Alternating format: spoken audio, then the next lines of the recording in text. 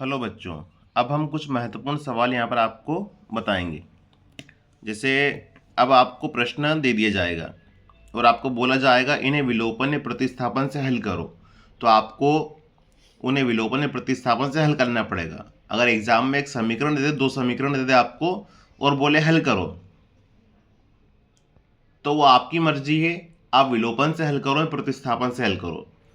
पर मान लो आपको एग्जाम में बोल दिया गया है कि आपको इस सवाल को विलोपन से ही करना है, तो विलोपन से ही करना पड़ेगा, और बोल दे प्रतिस्थापन से करना है तो प्रतिस्थापन से ही करना होगा। तो पहला एग्जाम्पल ये पिछले वीडियो में बता चुका हूँ पार्ट फर्स्ट में, उस प्रकार का ही है, तो ये तो आप कर सकते हैं। मैं आपको सेकंड एग्जाम्पल वाला ये पॉइंट वाला ये बताऊंगा। ये मुख्य टाइप के सवाल है जो थोड़ा सा आपको गलत लग सकते हैं, तो ऐसा कोई टफ नहीं है, हम इजी से इन लोगों को हल कर देंगे। पहला वाला भी नहीं आता है तो कमेंट बॉक्स में बोल दीजिएगा, मैं बता दूंगा। अब दूसरे नंबर का हल हम लोग करते हैं।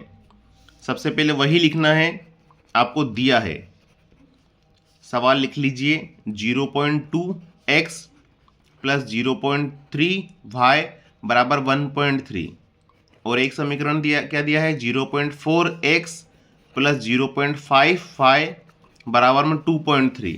अब देखो ये पॉइंट वाला है तो डायरेक्ट या तो गुणा कर दो अगर आपको पॉइंट में अच्छा नॉलेज है, और अगर नहीं तो पहले हल करो। ये समीकरण को हम लोग पहले इजी समीकरण बनाएंगे, जैसे ये वाली समीकरण है। मान लो इसको मैं विलोपन से करता तो यहाँ पर 7 है, इस समीकरण में 7 का गुणा कर देता। यहाँ पर x का है कुछ नहीं है तो 1 है, मैं 1 का गुणा कर देता। लेकिन इसमें क्या है 0 पॉइंट वाले हैं, पॉइंट वाले सवाल आ गए। अब देखो पॉइंट हटाया 1 रहता है नीचे, पॉइंट के बाद एक नंबर है तो 10 आ गया, इतना तो पता है सभी को। इसको देखो पॉइंट हटा के 10 आ गया, पॉइंट हटा के 10 आ गया, ये पॉइंट हो गया। यहाँ पर भी एक जीरो बढ़ी, यहाँ पर भी एक जीरो, यहाँ पर भी एक जीरो, 10 हो गया। अब इस सवाल को देखो, इसको देखो एलसीएम ले लो 10, नीचे जब एक जैसी संख्या होती है तो उसको एक बार लिख देते हैं हम लोग। ये लिखा है 2x, ये लिखा है अब 3y। 2 के आगे 0 लिखा है उससे कोई फर्क नहीं पड़ता, 2 के बाद में लिखा हो तो 20 बन जाता है, लेकिन 2 के आगे लिखा है तो कोई फर्क नहीं पड़ता क्योंकि पॉइंट भी हट चुका है ना। यहाँ बराबर में चल रहा है 13/10। इसको देखो 4/10, ये 5/10, ये भी एलसीएम ले लिया हमने, यहाँ पर भी ये 10 एलसीएम लिया, ये हो गया 4x, ये हो गया 5y, ये चल रहा है 23/10। अब इसको देखिए ये यहाँ पर 10 से 10 कैंसिल हो गया, तो ये आपका हो गया 2x प्लस 3y बराबर में चल रहा है 13। 2x प्लस 3y बराबर में 13, ये हमारी हो गई यहाँ से समीकरण नंबर 1। वाह, यहाँ चल ये काट मत देना, 4 से 10 है ना, इजी पड़ेगा, यहाँ पे नहीं काटोगे तो। ये लिखा है 4x, ये 10 से 10 ये कैंसिल हुआ, ये 4x प्लस 5y बराबर में चल रहा है आपका 23, ये 4x ये 5y बराबर में 23, समीकरण नंबर 2। ये देखो अब हमारी सिंपल समीकरण बन गई, सवाल सिंपल हो गया। पहली समीकरण तो ये हो गई हमारी 2x प्लस 3y बराबर में 13, ये समीकरण 1 है हमारी। और दूसरी समीकरण हो गई हमारी 4x प्लस 5y बराबर में 23, समीकरण 2।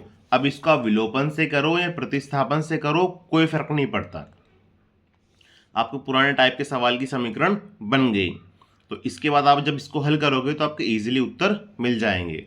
तो मेरे हिसाब से कर लोगे आप लोग ये। अगर नहीं कर पाते हो इसके आगे से तो मुझे आप कमेंट बॉक्स में बता दीजिएगा, इसको हम लोग सोल्व कर देंगे, है ना। चलो मैं इसको सोल्व कर ही देता हूँ, फिर अगला आपसे करवा लूँगा। मैं इसको विलोपन से कर देता हूँ।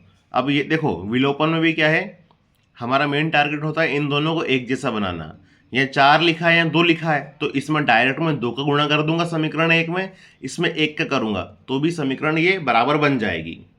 पर क्या है कि मैं आपको समझाने के लिए कर रहा हूँ, तो मैं आपको पूरा विधिवत बताना चाहता हूँ। मैंने पिछले वीडियो में x को गायब करना बताया था, अब y को भी कर सकते हो। मैं आपको इस सवाल में y को गायब करना बताऊंगा। देखो y के आगे 3 है, तो दूसरी वाले समीकरण में 3 का गुणा, y के आगे 5 है तो इसमें 5 का गुणा। आपको पिछली वीडियो में x के लिए बताया था, मैंने x पर काम करके बताया था। आप वैसे भी कर सकते हो, कोई फर्क नहीं पड़ता। मैं सिर्फ समझाने के लिए आपको y का उपयोग करना बता रहा हूँ। अब इसको हल करेंगे। 5 का गुणा करो, ये हो गया आपका 10x। 5 का गुणा करो, ये हो गया 15y। 5 का 13 में करो, ये हो गया 65। 3 का 4 में करो 12x। 3 का 5 में करो 15y। 3 का 23 में करो, देखो 3 का 3 में 9, 3 का 2 में 6। घटा देंगे अब हम लोग यहाँ से, ये माइनस का हो गया। पिछली वीडियो में पूरा मैंने आपको कैसे करना है बताया था, थोड़ा हमने यहाँ पर स्टेप लिखी नहीं है, वरना यहाँ पर लिखा था कि समीकरण 1 में 5 का गुणा और समीकरण 2 में 3 का गुणा करके घटाने पर, ऐसा लिखा जाता। आप पिछला पार्ट 1 जरूर देखिएगा। तो ये भी हो गया माइनस का, ये भी हो गया माइनस का। 10 में से 12 गए तो माइनस का 2x बचा, ये आपस में कैंसिल। 65 में से 69 जाएगा तो माइनस का 4 बचेगा। अब यहाँ पर माइनस माइनस गया, 2 से 4 को काट दिया 2 बार, तो x बराबर आ गया 2। x बराबर कितना गया 2। अब ये 2 जो है या तो समीकरण 1 में रखो या समीकरण 2 में रखो। हम समीकरण 1 ही ले लेते हैं। समीकरण 1 है आपका 2x प्लस 3y बराबर में 13। 2 वैसे ही, x बराबर कितना है 2, तो इस x की जगह मैं 2 लिख दूंगा। इस x की जगह मैंने 2 लिख दिया। पहले ही बताया था ब्रैकेट में लिखना है, हमें ब्रैकेट में लिखते हैं ताकि मिस्टेक ना हो। ये 2 दूनी 4, ये 3y वैसे ही बराबर में 13 चल रहा है। 4 को उधर ले जाएंगे तो 4 हो जाएगा आपका माइनस का, तो 3y, 13 में से 4 गया 9। हमको क्लियर दिख रहा है, ये 3 बार काट देगा इसको, तो y बराबर कितना गया 3। तो मेरे हिसाब से इस सवाल में कोई इशू नहीं है, बस थोड़ा सा इसको ही हल करना मुझे आपको बताना था। बाकी तो आप विलोपन या प्रतिस्थापन से इसे हल कर लोगे। ठीक है, अब इस सवाल को देखो आप। अब ये सवाल देखिए, ये सवाल है आपका 3x बटे में 2 माइनस का 5y बटे में 3 बराबर -2। पहली समीकरण यही है हमारी। अब इसको भी पहले सिंपल समीकरण में तोड़ना है इस टाइप की, तो यहाँ पर ये एलसीएम लेना पड़ेगा बेटा। आपको एलसीएम लेना अगर नहीं आता है तो आप इस सिंबल को याद रखिएगा। Number 1, number 2, number 3। देखिएगा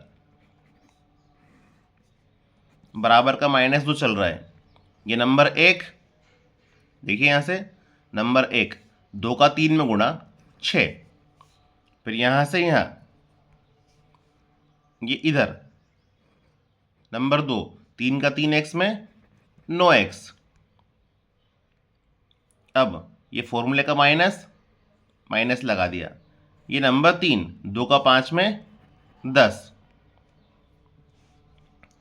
ठीक है, अगले स्टेप में इसके बटे में कुछ नहीं है तो 1 का मल्टीप्लाई यहाँ करेंगे तो 9x माइनस 10y, इस 6 का 2 में 12। ये आपकी सिंपल समीकरण बन गई। हमने इस समीकरण को इस समीकरण में तोड़ दिया। इसकी दूसरी समीकरण है x बटा 3 प्लस y बटा 2 बराबर 13 बटा 6, y बटा 2 बराबर 13 बटा 6। अब इसको भी हम लोग सिंपल समीकरण बनाएंगे। 13 बटा 6 वैसे चल रहा है, देखो 3 का 2 में गुणा 6, 2 का x में 2x, 3 का y में 3y।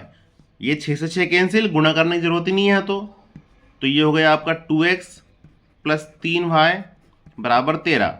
मेरी हिंदी और इंग्लिश मिक्स हो जाती है बेटा, उसको थोड़ा आप देखिएगा, है ना। तो 2x plus 3y is equal to 13। एक समीकरण ये मिल गई हमें, एक समीकरण ये मिल गई। अब इसको आप चाहो तो विलोपन से हल कर दो या प्रतिस्थापन से हल कर दो, वो आपकी मर्जी हैगी, तो कोई फर्क नहीं पड़ता। आई थिंक ये आपको समझ में आ गया होगा। एक और देखते हैं।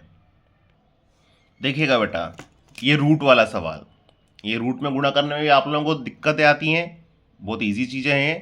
पहली बात तो ये बराबर में चल रहा है 0, √2x प्लस √3y बराबर क्या है 0 इस समीकरण में। दूसरे समीकरण को देखो, √3x माइनस √8y बराबर में 0। जब दोनों समीकरण 0 के बराबर ही हैं, इनमें कोई अचर नहीं है अकेला, तो इनके उत्तर भी 0 ही आएंगे बेटा, है ना, इसको ध्यान रखिएगा। तो इसको मैं आपको सोल्व करके बताता हूँ। ये समीकरण 1 हो गई, ये समीकरण 2 हो गई। हम लोग विलोपन से ही हल कर देते हैं। इसमें विलोपन में क्या करते हैं, समीकरण 1 में x से अगर √2 है तो यहाँ पर √2 का मल्टीप्लाई हो जाएगा दूसरी वाली में। यहाँ पर √3 है तो यहाँ पर √3 का मल्टीप्लाई हो जाएगा। कर दो, कोई दिक्कत नहीं। √3 का √2 में √6, भाई दो तीन अच्छे हो गए, सीधा सा गणित है। √3 का √3 में 3, है ना, 2 बार हो गए ना। √3 का √3 में 3, y वैसे ही 0 में करोगे तो 0 ही आना है।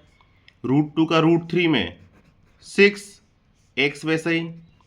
√2 का √8 में तो ये माइनस चल रहा है, रूट के 16, है ना, देखिएगा, रूट का 8, रूट का 2, रूट के 16, ये भाई चल रहा है बराबर 0। अब देखिए ये समीकरण लिखा है हमारा √6x प्लस 3y बराबर 0। ये लिखा है √6x माइनस 16 को लिख देंगे 4, √16 मतलब 4, है ना, y बराबर 0। घटा दो, ये माइनस का हो गया, ये प्लस का हो गया, 0 पे कोई फर्क नहीं पड़ेगा, ये कैंसिल। 3 और 4 7y बराबर 0। तो y बराबर 7 मत लिख देना, बहुत लोग कर देते हैं। तो y बराबर 0/7, ऐसा भी करते हैं कुछ लोग। तो y बराबर 0, y बराबर क्या आ गया 0। y बराबर 0 आप किसी भी समीकरण में रख दो, 0 ही आएगा x भी। समीकरण 1 ले लो, समीकरण 1 क्या है आपकी, √2x √3y बराबर 0। ये √2x वैसा ही है, y की वैल्यू क्या आई थी 0, यहाँ 0 रखो तो इस पूरे को बना देगा 0 बराबर 0। तो √2x बराबर 0, तो x बराबर भी 0। जनरली यहाँ क्या होता है, 7y बराबर 0 है तो 7 जो है 0 के बराबर नहीं होता है, तो इसलिए y बराबर 0 हो जाता है, ये यूँ होता है। तो बेटा रूट में भी कोई समस्या नहीं है, ये भी इजी टॉपिक है, तो इसको आप अच्छे से कीजिए। विलोपन और प्रतिस्थापन बता दी है, व्रजगुणन भी है, इसका आपको कोई सिलेबस में है नहीं, ये अलग से सीखना होता कमेंट बॉक्स में बता दीजिएगा, बता दूंगा, कोई दिक्कत नहीं है। अच्छे से प्रिपेयरिंग कीजिए ना, अगला वीडियो बनाएंगे हम लोग, कुछ सवाल लेकर आएंगे, IMP सवाल। ओके बेटा।